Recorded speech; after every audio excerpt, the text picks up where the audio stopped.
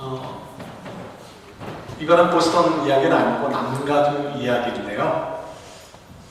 남가주에서 제가 잠깐 섬길 때 그때 한 1년 정도 함께 섬겼던 장로님이 계십니다. 그분은 굉장히 인격적으로 훌륭한 분이라 지금 20년이 지난 지금 시점에서도 그분들의 모습이 너무나 선명하게 기억되고 있고요. 그분들과 나눴던 이야기들도 기억이 되고 있습니다. 그런데 안타까운 것은 그분이 1년 동안, 물론 제가 그 교회 가기 전부터 계셨던 분이시지만 어쨌든 제가 부임하고 나서 1년 동안만 함께 생활을 하시고요.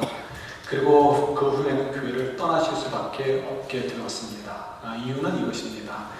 그분이 젊으셨을 때 이단하고 좀 이렇게 겹친 부분이 있는데요.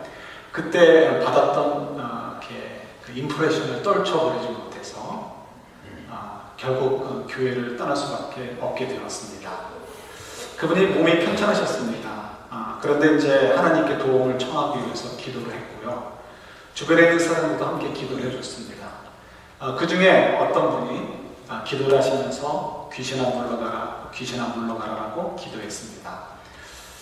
그 이름도 좀 정확치 않지만 김기동판가 뭐 그래가지고 그분들이 믿는 게 있죠. 모든 병은 무엇 때문에 그렇다? 귀신이 들려서 병이 걸리는 거다. 이렇게 믿는 분들이 있습니다.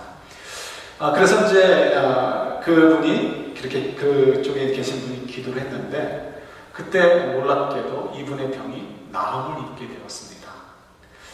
그리고는 이제 이것을 떨쳐버리지 못해서 이분이 이제 어려운 시간들을 가질 수밖에 없었습니다. 이분이 그래도 워낙 훌륭한 분이라 인격적으로나 신앙의 열심으로나 교회에서는 그분을 이렇게 버리기가 아까워서 어떻게든지 살리기 위해서 애를 썼습니다. 그래서 제가 그곳에 가기 전에 벌써 교회에서는 2번 정도 경고를 줬습니다. 그거는 옳지 않으니까 그런 말은 하지 말아 주십시오. 그러면서 그분을 이제 목자로 세워가지고, 목장에 130기 이상 되는 교회였는데요. 목자로 세우셔가지고 섬기도록 이렇게 기회를 드렸습니다. 그런데도 불구하고 또 목장에서 그 귀신 얘기를 했다는 이야기가 교회로 들어오게 되었습니다. 확인을 해보았습니다. 그랬더니 그분이 이렇게 얘기를 하십니다. 자기도 그때 당시에 정부 일을 하시면서 또 동시에 야간에 신학교를 다니고 계셨습니다. 자기도 자기가 믿는 거가 모든 병은 귀신으로부터 말미암는다라는 내용이 하나님의 말씀과 성경 말씀과 맞지 않는다는 것을 안다는 거예요. 그런데 내가 귀신아 나가라라는 그 기도를 받으면서 내가 병고침을 경험하지 않았느냐, 내가 경험했는데 어떻게 그걸 안 믿을 수 있느냐 하면서 스스로 안타까워하는 거죠. 그런 이야기가 있었습니다. 또 한 이야기를 드리도록 할게요. 이거는 이제 정당한 신앙생활을 하는 분의 이야기입니다. 그분이 역시 불치병에 걸렸습니다. 거동하기도 힘이 들었습니다. 그래서 부부가 함께 기도를 했습니다. 하나님 이 병을 고쳐주세요. 이 병을 고쳐주세요.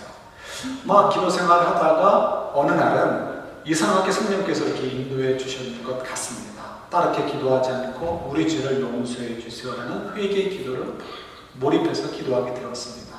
그때 하나님께서 은혜를 주셔서 이분들이 굉장한 죄의 용서의 어떤 그 은혜들을 경험하게 되어졌고요. 그 영적인 자유함이 있잖아요. 그 속에서 놀랍게도 또한 병도, 그 불치병도 고침을 받게 되었습니다. 굉장한 것을 경험하시게 된 거죠. 하나님께서 은혜를 주신 거죠. 그래서 이분들이 그 다음부터는 만나는 사람들마다 기회 있을 때마다 이야기합니다. 간증할 수 있는 찬스가 있을 때마다 그때마다 이야기합니다. 여러분 기도하는데 응답받지 못하고 계십니까? 여러분들 기도하시는데도 여전히 병이 낫지 않거나 고난 속에 계십니까? 여러분들이 회개 기도를 하지 않아서 그렇습니다 라고 외치기 시작을 했습니다. 그렇게 가르치고 다니십니다. 우리 이 두 이야기를 들으면서 마음속에 생각이 복잡합니다. 은혜가 되는 것 같기도 하고 도전을 받는 것 같기도 합니다. 그러면서도 뭔가 불편합니다. 왜요? 뭔가 잘 맞아 떨어지지 않는 부분이 있기 때문에 그렇습니다.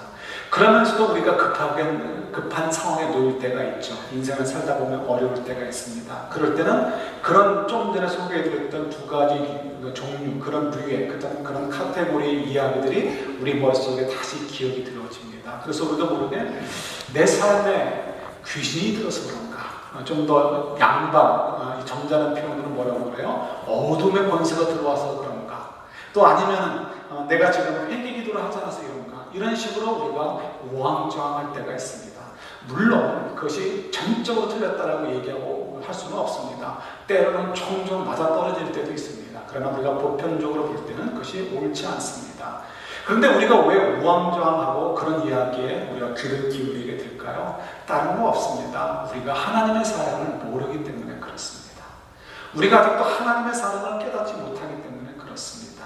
하나님의 사랑이 얼마나 큰지, 하나님의 은혜가 얼마나 높고 넓으신지, 우리를 향하신 하나님의 그 인자심과 그 세밀하신 돌보심과 인도하심이 얼마나 완벽하고 완전한지를 우리가 모르기 때문에 그렇습니다. 그래서 주변을 사는 이야기들 속에 귀 기울이게 되어지고, 분명히 말씀을 이름에도 불구하고 그 말씀 대신 다른 사람의 이야기에 귀를 기울일 때가 있습니다. 그리고 우리도 모르게 흔들리는 거죠.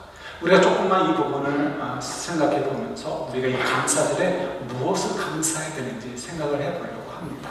우리 좀 전에 두 가지 소개해드렸으니까 두 가지에 대한 이야기만 조금만 언급해보고 가도록 하겠습니다. 말씀을 이렇게 준비했으니까 보도록 하겠습니다. 마태복음 7장 먼저 말씀 보도록 할게요. 이 말씀을 보시면서 첫 번째, 그 이단의 영향을 받았던 분, 어둠의 권세가 우리를 짓누르고 있어서 그런가, 좀 더 직설적으로 표현하면 귀신이 우리 삶을 억누르고 있어서 우리가 이렇게 어려운 일을 당하고 있는가라는 그런 생각에 대해서 우리가 좀 자유로워질 수 있도록 조금만 도와드리도록 하겠습니다. 마태복음 7장 21절, 22절, 23절 같이 받도록 하겠습니다. 나더러 주여 주여 하는 자마다 하늘에 계신 내 아버지의 뜻대로 행하는 자라야 들어가리라. 그날에 많은 사람이 나더러 이르되 주여 주여 우리가 주의 이름으로 선지자 노릇하며 주의 이름으로 귀신을 쫓아내며 많은 권능을 행하지 아니하였나이까 하리니, 그때 내가 그들에게 밝히 말하되 내가 너희를 도무지 알지 못하니 불법을 행하는 자들아 내게서 떠나가라 하리라. 아멘. 예, 우리가 사실은 두 가지를 우리가 얘기를 해야 됩니다. 첫 번째, 모든 병은 정말 귀신에 쓰여서 죄의 그 사단의 어둠의 권세가 짓눌려서 생기는 것인가, 요거는 뒤에도 좀 나오니까 그때 가서 얘기하도록 하고요. 이거 뭐 말도 안 되는 얘기라는 걸 전제로 합니다. 뒤에 가서도 설명드릴게요. 자연스럽게 나옵니다. 요한복음 9장에서도 나오고 고린도서 12장에서도 그렇지 않다는 것을 보여주죠. 그럼 여기서는 그래도 귀신을 내쫓았을 때 병이 고쳐졌으니까 우리가 본 게 있다는 말이죠. 경험한 게 있다는 거죠. 그런데 우리가 어떻게 믿지 않을 수 있습니까? 라는 질문을 가질 수 있습니다. 그런데 오늘 예수님께서 말씀하시는 거에 답이 있죠. 예, 그렇습니다. 귀신의 이름으로 이렇게 귀신을 내쫓을 수도 있고요. 권능을 행할 수도 있습니다. 자, 그런데 여기 보면 이 권능을 행하고 이적을 행하고 귀신을 내쫓는 사람들이 지금 그 가운데는 구원받지 못할 자가 있다. 하나님 백성이 아닌 자가 있다라고 얘기하는 거죠. 하나님 백성이 아닌 자라는 건 뭐예요? 사단의 자녀다라는 것을 얘기하고 있습니다. 그럼 우리가 다 이해하는 거죠. 그렇다면 어떻게 그런 능력이 나올 수 있을까? 이건 두 가지를 가정할 수 있습니다. 그러니까 가능성이 있는 거죠. 첫 번째, 어떤 사람이 있습니다. 이 사람이 그러나 오늘 마태복음 7장에서 예수님께서 말씀하신 대로 하나님의 자녀는 아닙니다. 근데 그 사람이 어떤 병든 사람을 향해서 이렇게 뭐 귀신아 물러가라라고 했던, 뭐 병아 물러나라 했던 얘기했을 때 병이 고쳐질 수 있다는 거죠. 지금 그 상황이 지금 다 우리 마태복음 7장에서 지금 읽은 본문에서 인정되어져 있는 부분입니다. 그러면 그때 어떤 경우냐는 거죠. 지금 이 사람은 하나님의 백성이 아닙니다. 그러니까 사단의 자녀인 거예요. 하나님의 백성 아니면 사단의 자녀입니까? 사단의 자녀인데 어떻게 병고침의 역사, 귀신을 내쫓는 역사가 일어날 수 있는가? 두 가지 중에 하나입니다. 첫 번째는 하나님께서 그냥 도구로 사용하실 수가 있습니다. 마치 하나님께서 하나님의 일을 위해서 아시리아나 바벨론을 하나님의 종으로 사용하셨다라고 말씀들이 있지 않습니까? 그것처럼 그렇게 사용하실 수가 있습니다. 그러나 하나님께서 아시리아와 바벨론을 버리시는 것처럼, 쓰시고 버리시는 것처럼 어떤 사람이 아무리 큰 이적을 행해서도 하나님의 자녀가 아니면 아무것도 아니다라는 것을 우리가 이해해야 됩니다. 두 번째, 하나님께서 그 사람을 통해서 능력을 베푸신 것이 아니어도 일이 이루어질 수 있습니다. 왜냐하면 사단은 능력이 부분적으로 있습니다. 부분적으로 능력이 있죠. 그래서 그 부분적인 능력을 가지고 자기의 백성을 통해서 역사를 할 수 있습니다.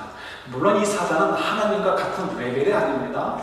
전지전능하시고 무소부재하시고 어느 곳에나 계시고 무엇이든지 할 수 있는 하나님 레벨이 아니에요. 그냥 타락한 천사에 지나지 않죠. 그러니까 기껏해야 동네나 한 일정한 부분에서, 정확히는 알지 못하지만 일정한 부분에서 그냥 까부는 정도의 존재에 지나지 않습니다. 그러니까 그런 존재이기 때문에 여러분들을 이길 수가 없어요. 왜냐하면 여러분들 속에는 누가 거하셔요? 만왕의 왕이신 성령 하나님께서 거하시잖아요. 그러니까 여러분들을 이길 수가 없습니다. 잠깐 현혹시킬 수는 있죠.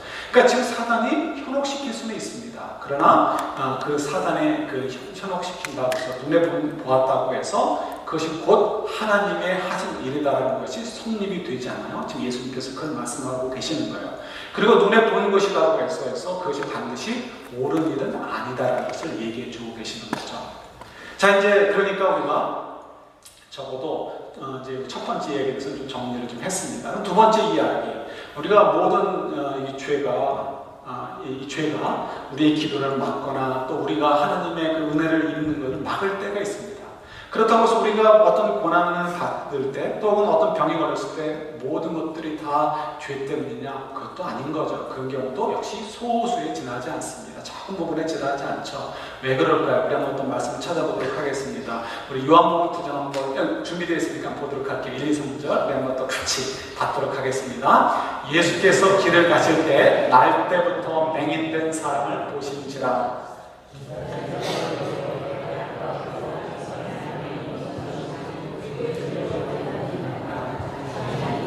그의 부모니까 예수께서 대답하시되 이 사람이나 그 부모의 죄로 인한 것이 아니라 그에게서 하나님이 하시는 일을 나타내고자 하십니다. 아멘. 일단 여기서 벌써 뭐예요? 병이 들렸어요. 태어날 때부터 볼 수가 없어요. 귀신이 들려서 그래요? 아니라는 것은 명백히 알 수 있는 거죠. 예, 그러니까 우리가 이제 아까 첫 번째 얘기를 또 여기서 또 확인해 볼 수 있습니다. 그러면서 왜 이런 병이 걸렸느냐? 당시 유대인들은 지금 많은 어리석은 현대인들처럼요 똑같은 생각을 하고 있는 거예요. 이게 하나님의 저주를 받아서 병에 걸렸다라고 생각을 합니다. 이렇게 답답한 얘기가 없는 거예요. 여러분, 병에 걸렸으면 덕이 안 됩니까? 우리 몇 년 전에 이런 얘기가 많이 유행이 됐었어요. 그래서 그렇지 않다고 여러 번 말씀을 드렸습니다. 절대 그렇지 않습니다. 하나님께서 필요해서 주셨는데 덕이 안 된다는 뭐예요 도대체? 하나님 뭐로 못할 때 됐다는 얘기밖에 되지 않는 거죠. 그렇게 말도 안 되는 얘기를 우리들이 믿고 살아가는 거예요. 왜 덕이 안 돼요? 덕이 되죠. 그 속에서 우리가 하나님을 간절히 사모하는 모습, 그 어려움 속에서도 하나님을 사모하고 하나님과 동행하고 또 하나님께서 그 어려움 속에서도 그가 정말 하나님의 은혜 가운데 사는 것을 보여주도록 하기 위해서 우리에게 병을 주실 때가 있단 말이죠.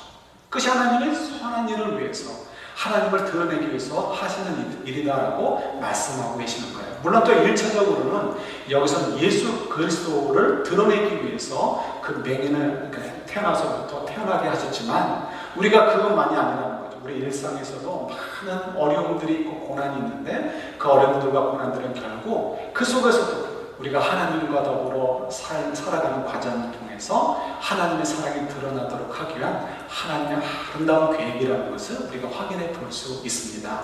그런데 저희들이 여전히 우리 마음이 편치 않아요. 왜요? 우리의 생각으로는, 우리의 경험으로는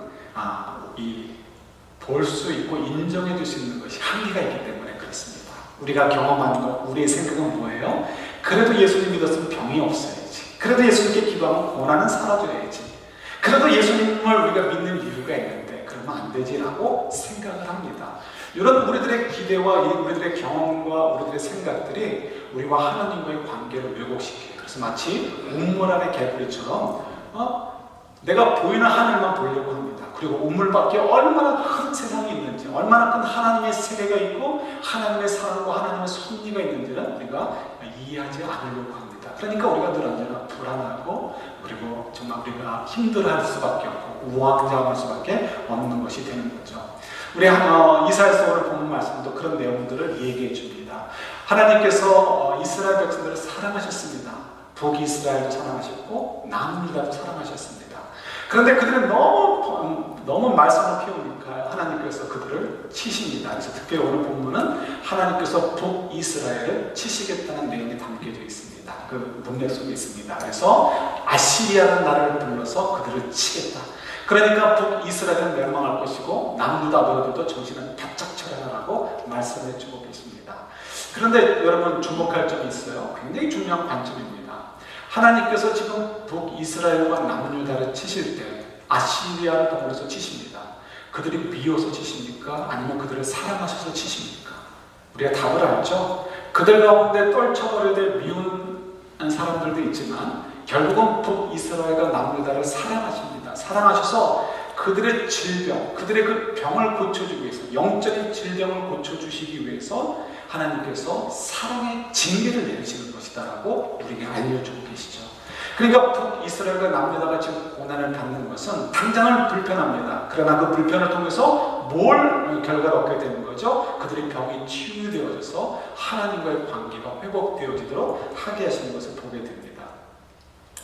여러분, 우리 이 경우 우리 하나 더 보면 고린도후서 12장 10절 말씀 한번 같이 보도록 하겠습니다. 고린도서 12장 10절 말씀 우리 한번 같이 받도록 하겠습니다. 그러므로 내가 그리스도를 위하여 약한 것들과 능력과 궁핍과 박해와 공고를 기뻐하니 이는 내가 약한 그때 강함이라. 아멘. 이 말씀을 왜 우리가 생각하게 되냐면요, 우리가 생각할 때 누구나 야 저놈은 나쁜 놈이야 라고 한만한 사람이 있습니다. 또 어떤 일들은 누구나 다 부끄러워할 만한 악한 일들도 있습니다. 그럼 그런 경우에만 하나님께서 아시리아를 보내서 이스라엘을 치셨던 것처럼 그런 경우, 그런 사람들에게만 하나님이 고난을 주시냐는 거예요. 그것도 우리가 오해하면 안 되기 때문에 이 말씀을 우리가 보아야 됩니다. 이 말씀을 보면 사도 바울이 자기가 고난을 당하고 있음을 이야기합니다. 근데 왜 고난을 당하죠? 자기가 성도답게 살기 위해서, 자기가 예수님의 제자답게 살기 위해서, 자기가 사도로서 살기 위해서 살려고 하니까 스스로 약해져야 되고 낮아져야 되고 스스로 고난의 길을 가야 되고 좁은 길을 가야 되더라 라고 좀 고백하고 있는 거예요. 그러니까 지금 사도 바울에게 허락되어지는 고난, 약함, 어려움 이런 것들은 죄의 문제도 아니고 어떤 것도 아니라 그저 하나님을 섬기는 일에, 믿음의 삶을 바르게 하는 일에 그 과정에서 벌어지는 일들이다라는 것을 확인할 수 있습니다. 근데 지금 사도 바울은 분명히 자기가 자발적으로 하고 있다라고 얘기합니다. 그런데 조금만 뒤집어서 생각하면 이렇게 되어지는 거죠. 사도 바울이 성도가 된 것, 사도 바울이 예수님의 제자가 된 것, 사도 바울이 사도가 된 것은 사도 바울이 자발적으로 결정한 일입니까? 아니면 하나님께서 강제적으로 주신 일입니까? 예, 후자가 맞습니다. 우리도 구원받은 건 내가 예수를 믿기로 결정해서 믿은 거로 생각할 수 있습니다. 영어식 발음이, 이 문맥이 좀 그래요. 그러나 그렇지 않습니다. 우리가 늘 말씀 통해서 확인하듯이 우리가 구원을 얻는 것, 예수를 주로 고백할 수 있는 것은요, 내가 믿기로 결정했어가 아니고요, 성령께서 내 안에 들어오셔서 새 생명을 창조해 주셨기 때문에 볼 수 있게 되고요. 그래서 내가 이제부터 하나님을 믿고 따라야지라고 이렇게 마음속으로 다짐할 수 있게 되죠. 그러니까 우리가 이 구원받는 것조차도 하나님의 은혜가 아니면 되지 않습니다. 성도가 되어진 것, 하나님의 백성이 되어진 것, 그리스도의 제자로서 살아가는 것, 그리스도의 사도로 살아가는 것, 이 모든 것들은 결국은 예수님께서 사도 바울에게 은혜를 주시고 구원해 주시고 부르셨기 때문에 감당해야 될 내용들이 되어지죠. 그러니까 사도 바울이 약해지고 고난을 받고 어려운 일을 경험하는 것은 결국은 예수님께서 그에게 맡기신 일들입니다. 그죠? 그러니까 저희들도 마찬가지인 거죠. 근데 여기 본문을 보면 고린도서 12장 10절에 보면 그렇게 하신 이유가 있어요. 그렇게 하신 이유는 그럴 때 어떻게 된다고요? 강하게 되기 때문이다라고 말씀하십니다. 우리의 생각과 우리의 경험과는 전혀 다릅니다. 우리가 생각할 때는요, 누군가에게 어떤 사명을 맡길 때는 그 사람을 도와주고 싶어 합니다. 그럼 그 사람을 도와준다는 것은 그 사람을 강하게 해주는 거죠. 그 사역을 감당하기 위해서. 그래서 필요하면 그 사람이 먹을 것, 잘 것, 여행 경비 이런 것들을 다 제공해 줍니다. 그런데 지금 예수님의 말씀은 이런 거 제공해 주는 것이 아니고 오히려 뺏듯이 하고 계시다는 것을 말씀하고 계시는 거죠. 왜 그럴까요? 이유는 그냥 심플합니다. 사람은 조금만 여유 있어도 하나님을 찾지 않습니다. 그죠? 조금만 여유 있어도 내가 얼마나 잘났나, 내가 무슨 일을 얼마나 내가 열심히 뛰어서 이루었나, 이런 것들을 생각하게 되어집니다. 그런데 저희들이 고난을 당하고 우리가 어려운 일을 당하고 내가 할 수 없는 순간들을 경험하게 될 때가 있습니다. 내가 마음속에 너무나 좌절될 만한 것들을 경험할 때가 있습니다. 내 마음이 너무 허전할 때가 있습니다. 그럴 때는 누구를 찾게 됩니까? 우리는 하나님을 찾게 되어 있습니다. 우리 속에 성령께서 우리를 그렇게 인도해 주시죠. 우리가 하나님을 찾게 되어지면 그 하나님이 얼마나 나를 사랑해 주시고 계시는가를 확인해 볼 수가 있습니다. 하나님은 얼마나 사랑해 주시는가를 확인하게 되어지니까 우리가 거기서 위로를 얻습니다. 용기를 얻을 수 있습니다. 그리고는 앞으로 우리가 살아가야 될 일에 대해서 하나님의 사랑을 의지해서 용기 있게 나아갈 수 있습니다. 그래서 강하게 되어진다라고 얘기하십니다. 그러니까 하나님이 우리를 너무 사랑하셔서 우리가 이 땅 속에서 하나님의 백성으로 잘 살기를 원하십니다. 하나님의 그리스도의 제자로서 잘 살아가기를 원하십니다. 그러기 위해서 우리가 강해져야 됩니다. 우리 생각에는 차편을 더 주거나 좋은 호텔에서 재워주거나 좋은 음식을 먹여줘야 되는데 하나님은 그렇지 않다라고 말씀하십니다. 그게 중요한 것이 아니고 나의 사랑을 의지할 때 너희들이 강할 수 있다라고 말씀하십니다. 그래서 우리에게 이런 연약함과 고난을 주신다는 것을 확인해 볼 수 있습니다. 여러분, 그래도 우리가 이것이 참 어렵습니다. 한 가지 더 얘기를 나눠보도록 하겠습니다. 몇 년 전에 한번 소개해드린 적이 있는데요. 한국에 김양자 목사님이라는 목사님이 계십니다. 그분이 쓴 팔복이라는 책이 아마 있었던 것 같습니다. 그분 교회 성도분의 이야기인 거죠. 한 젊은 자매가 있었습니다. 좋은 대학 나왔죠. 좋은 대학 나왔으니까 좋은 잡을 얻을 수 있었습니다. 좋은 잡이니까 샐러리가 많습니다. 그리고 외모도 좋았습니다. 그래서 돈을 버는 것 가지고 자신감 가지고 살고요. 외모를 자랑하면서 이 남자, 저 남자 만나면서 살게 되었습니다. 그러다 어느 날 갑자기 병이 있다는 것을 발견하게 되었습니다. 입원을 했습니다. 살기 힘들 수 있는 아주 위험한 곳이라는 것을 발견했습니다. 그때 가서 그 고통 속에서 헤매는 과정 속에서 그동안 자기가 얼마나 교만했던가, 그 교만했던 자랑들이 모든 것들이 헛된 것이라는 것을 발견할 수 있었습니다. 내가 일단 움직이지 못하는데 좋은 대학 나오고 좋은 잡이 있고 좋은 샐러리가 있는데 무슨 의미가 있겠습니까? 수많은 남자들을 만나고 다녔는데 그것이 무슨 의미가 있겠습니까? 그리고 수많은 사람들과 더불어 즐겼던 쾌락들이 얼마나 큰 죄악인 것인가를 깨닫게 되었습니다. 그래서 하나님께 죄를 고백했습니다. 제가 너무너무 형편없이 살았습니다. 용서를 구합니다. 그리고 하나님께 또 간구합니다. 하나님, 제 병을 고쳐주세요. 제가 세상을 살아겠습니다. 많은 사람들이 함께 기도해 줍니다.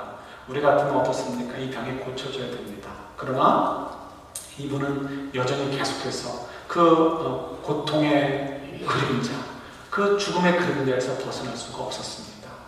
젊은 여인이 프라이드가 넘쳤던 여인이 많은 의료진들 앞에서 벌거워져 벗겨진 채 여성의 중요한 부위들까지 다 보여주면서 사람들이 떠드는 얘기를 듣는 그런 창피, 수모를 수도 없이 경험합니다. 그 속에서 계속해서 끊임없이 자꾸 낮아지게 되죠. 낮아질 때마다 결국 그는 누구를 찾을 수밖에 없습니까? 자기를 만나주신 예수님을 찾을 수밖에 없습니다. 예수님. 여전히 고난이 있습니다. 여전히 아픔이 있습니다. 여전히 죽음의 그림자가 다가오고 있습니다. 여전히 수군거리는 사람들이 있습니다. 그럼에도 불구하고 그 여인은 예수님을 통해서 예수님이 주시는 위로를 받을 수가 있었습니다. 결국 그 여인은, 그 자매는 병원에서 나오지 못했습니다. 그리고 그 병원에서 소천을 하고 말았습니다. 우리가 생각하는 기준에 의한다면 그 여인은 박복한 여인입니다. 열심히 공부해서 저 혼자 먹고 시집만 가면 될 텐데 그러지도 못하고 죽게 되었는데 박복한 여인이다. 이것이 세상의 관점에서 얘기할 수 있는 이야기입니다. 그렇지 않죠? 이 여인이야말로 하나님을 만났고 이 여인이야말로 하나님의 은혜를 경험했고 그 고난 속에서도 예수님의 위로를 받을 수 있었습니다. 그리고 영원한 나라에 가서 하나님의 그 영광의 자리에 함께하고 있고 하나님의 사랑 속에서 우리를 기다리고 있습니다. 이 여인은 하나님의 은혜를 받은 자이고 복을 받은 자입니다. 여러분 믿어지십니까? 이게 잘 우리가 어려운 부분인 것입니다. 왜요? 우리 속에 너무나 익숙해져 있는 나의 경험들이 쌓여져 있습니다. 세상에 보여주고 축적시켜 놓은 경험들이 우리도 모르게 우리 주변을 높은 이 운물처럼 쌓아버렸습니다. 우리가 알고 있는 지식, 우리가 알고 있는 내 감정들에 의해서 쌓여진 이 운물 속에 우리는 갇혀 있습니다. 그래서 그 속에서 벗어나지 못합니다. 하나님이 내가 너를 사랑해, 너를 사랑해, 너를 사랑해, 너를 사랑해 말씀하시고요. 우리는 그 우물 속에서 보이는 만큼 하늘만 그거 다 진짜다라고 얘기합니다. 그리고 그 밖에 있는 다른 하나님의 사랑과 은혜의 세계들은 우리는 아니다라고 얘기합니다. 이것이 문제인 거죠. 하나님은 여전히 저희들을 사랑하시지만 우리는 하나님의 사랑이 없다, 부족하다라고 불평을 합니다. 그러니까 어느덧 우리가 땡스기빙을 맞지만 뭘 감사해야 될지 모르겠고 뭘 감사해야 될지 모르는 거죠. 감사할 그 어떤 감정이 올라오지가 않습니다. 여전히 내 머릿속에는 근심과 걱정이 줄줄이 있기 때문에 그렇습니다. 최근에 들은 이야기입니다. 저희 교회 밖에 있는 분한테 들었습니다. 이분이 50대 할머니가 되었습니다. 요즘 젊은 분들이 할머니들이 많이 되시죠. 4살 된 손주가 놀러 왔다고 합니다. 그리고 집에 안 가고 할머니, 할아버지하고 노는 게 좋아서 할아버지 집에 있습니다. 엄마가 이제 데려가려다가 안 가니까 그 며칠 있다가 데리러 오게 하고 갔다고 합니다.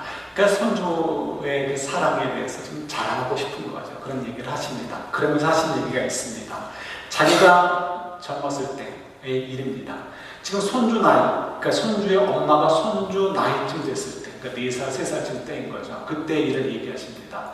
동생이 있었는데 동생이 갓난 아니니까 놀지 못하지 않습니까? 그런데 이제 종종 큰 집에 놀러 가면요, 이 큰딸이 너무 좋아했다고 합니다. 왜요? 큰 집에는 누가 있습니까? 사촌들이 있죠. 그러니까 사촌들하고 노는 게 너무 좋아가지고요, 집에도 가기 싫어하는 거죠. 어느 날 급한 일이 있어서 일을 마치기 위해서 딸을 큰 집에 맡겼습니다. 그리고 엄마는 미안한 마음이 많았습니까? 내 딸을 저렇게 띄워놨네. 그 마음 때문에 막 일들을 급하게 했습니다. 그리고 빨리 애 데리러 가야지 하고 차를 몰고 갑니다. 마음속에 조급함이 있습니다. 미안한 마음, 조급함이 커지잖아요. 가면 자기 마음처럼 아이도 이 감정에 쌓여가지고 엄마! 그리고 달려올 것 같습니다. 그리고 엄마가 미안해 하고 집으로 쫙 오고 갔습니다. 아니라는 것을 벌써 알고 있는 엄마들이 있어요. 그죠? 엄마가 갔습니다. 그랬더니 아이가 엄마한테 듯이 시큰둥하게 되고 그저 뛰어놀냐고 정신이 없습니다. 엄마가 얘기합니다. 빨리 집에 가자. 나 집에 가기 싫어 얘기합니다. 그때 이 엄마가 그 자리에서 울을 뻔했다고 합니다. 왜냐하면 그 마음속에 내가 우리 딸에게 얼마나 못해줬으면 애가 이럴까 이런 생각이 들었다는 거죠. 지금 할머니가 다 생각하니까 그게 아닌데 그때는 그랬다고 합니다. 그래서 정말 아주 자기가 굉장히 괴로웠고 그 시간에 그때 정말 마음에 큰 상처가 있었다라고 얘기를 합니다. 오죽했으면 울고 싶었겠습니까? 그런데 여러분 잘 아시는 거죠. 그분이 지금 울 상황입니까? 아닌 거죠. 그때 그 순간에도 너무 감사한 것들로 가득 차 있었던 거 아닙니까? 예를 들어서 사랑하는 딸이 있습니다.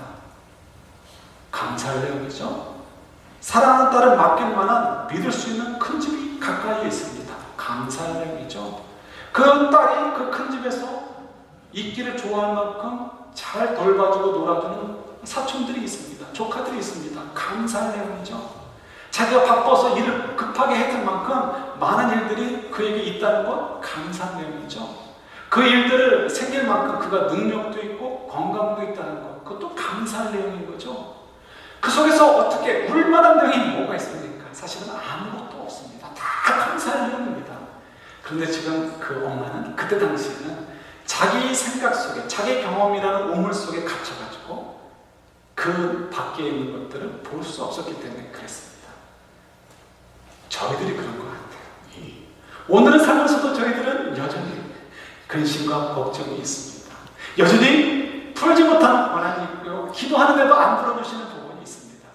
그래서 우리가 왕정하다가요, 어둠의 권세가 나의 삶을 덮고 있나? 우리 속에 성령께서 계심에도 불구하고, 우리가 그리스도 안에 있고 그리스도가 우리 안에 있다라는 말씀이 선포하고 있음에도 불구하고 우리 그런 황당한 얘기들 속에서 우리가 헤매야 합니다. 혹시 귀신을 내쳐 죄 짓는 거 아닌가? 아니면 혹시 내가 죄 용서를 위한 그 기도를 덜해서 그런가? 그래서 맨날 죄 용서, 죄 용서, 죄 용서. 죄 용서가 필요하지만 지나칠 필요가 없어요. 밸런스를 잘 맞춰야 되는 거죠. 주께서 우리에게 말씀하시는 거죠. 뭐라고 말씀하십니까? 항상 기뻐하라. 예, 항상 기뻐하라. 범사에 감사하라. 감사할 내용이 없는데 하나님 어떻게 범사에 감사합니까? 아니라는 거죠. 하나님의 그 큰 사랑을 우리가 이해하게 되고 깨우쳐지게 되어집니다. 그 다음에 우리가 하나님의 사랑을 의지하게 되어집니다. 그리고 보면요, 우리 삶 속에, 내 삶의 구석구석에 하나님의 사랑의 손길이 있다는 것을 발견할 수 있게 됩니다. 때로는 정말 내가 너무 힘들어서 괴로워하는 이 것들조차도 합력하여 손을 이루시는 하나님의 사랑의 계획 속에 있다는 것을 믿음의 눈으로 볼 수 있게 되는 거죠. 그래서 우리가 그 순간 어떻게 해요? 용기롭게 되어집니다. 강해질 수 있습니다. 그래서 우리가 하나님 앞에서 우리가 담대히 나아갈 수 있게 되어지고, 하나님께서 우리에게 맡겨주신 인생을 향해서도 담대히 나아갈 수 있게 되어집니다. 그럴 때 어떻게 해요? 우리 속에서는 기쁨이 넘치고 우리 속에서는 감사가 넘칠 수밖에 없는 거죠.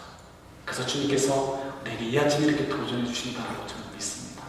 우리가 하나님의 사랑을 이해했으면 좋겠다라는 거죠. 우리가 하나님의 사랑을 이해만 할 수 있다면 우리는 강해질 수 있고요, 감사가 넘치는 삶을 살 수 있습니다. 하나님의 사랑을 이해하기 위해서 여러분 다른 거 찾을 필요 없어요. 우리의 연약함 속에서 그걸 인정하시고 그 연약함 속에서 그걸 이용하셔서 하나님을 향해서 간절히 바라볼 수 있으면 좋겠습니다. 그때 하나님께서는 분명히 우리에게 하나님의 사랑이 얼마나 큰지를 보여주실 것입니다. 그 사랑을 여러분 받아주십시오. 그 사랑으로 여러분의 마음을 채워주십시오. 그리고 그 사랑을 의지하십시오. 하나님, 이 사랑이 너무 감사합니다. 이 사랑을 의지해서 나아가겠습니다 할 때 어려던 여러분들은 어떤 사단의 권세도 이길 수 없는 강한 자도로 서 있을 것이고요, 그리고 여러분들이 가는 발걸음 속에서 범사에 감사하고 항상 기쁨이 넘치는 그런 복된 인생들이 될 줄 믿습니다.